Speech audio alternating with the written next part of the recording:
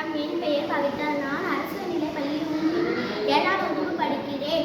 என் குழு மாணவிகளின் பெயர் சங்கரி, ரிஷிகா, காயத்ரி, பிருந்தா. நாங்கள் எடுத்துக்கொண்ட தலைப்பு பட்ஜெட் கார். இன்றைய காலகட்டத்தில் இருசக்கர வாகனம் இல்லாத வீடுகளே இல்லை. ஏன் அந்த இருசக்கர வாகனத்தை பட்ஜெட் காராக மாற்றக்கூடாது என்ற எண்ணமே எங்கள் குழுவின் தயாரிப்பு. ஒரு இருசக்கர வாகன அகலத்தை விட சற்று உயரமாகவும் சற்று நீளமாகவும் நாங்கள் அமைத்துள்ளோம். எத்தனையோ குடும்பங்களை தங்கள் குழந்தைகளுடன் மற்றும் லகேஜுடன் செல்வதை நாங்கள் பார்த்துள்ளோம். நாங்கள் அவ்வாறு அனுபவித்துள்ளோம். சற்று ரிஷிகா கூறுவார், சங்கரி கூறுவார்.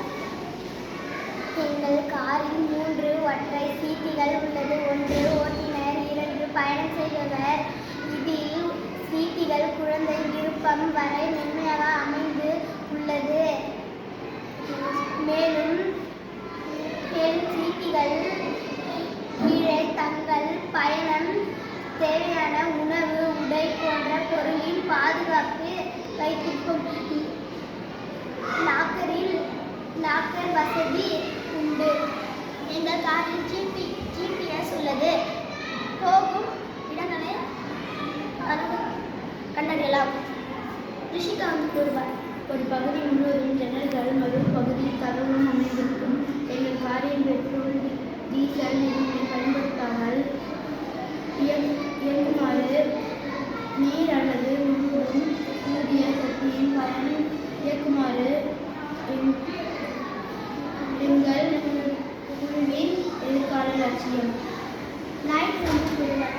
தேவையான மின்சாரத்தின் தர வாகனத்தின் மேல் மற்றும் பகுதிகளில் சோலார் பேனல்கள் அமைந்துள்ளது.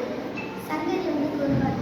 பொழுதுபோக்கு சிறிய டிவியும் குடிநீர் எடுத்து செல்லும் 5 லிட்டர் கேன் வசதி உண்டு. கூறுவார்.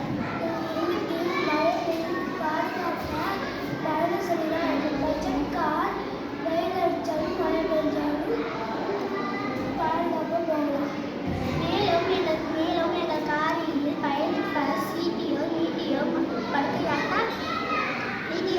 படுக்கையாக பயன்படுத்தலாம். இதனால் நோயாளிகளை கூட சுலபமாக மருத்துவமனைக்கு கொண்டு செல்லலாம். நீங்கள் 1 லட்சம் 2 லட்சம் போட்டு வண்டி வாங்குவதற்கு பதிலாக பட்ஜெட் காரை வாங்கலாம். எங்கள் கார் முழுவதும் சோலாரில் இயங்குவதை எங்கள் எதிர்கால லட்சியமாகும்.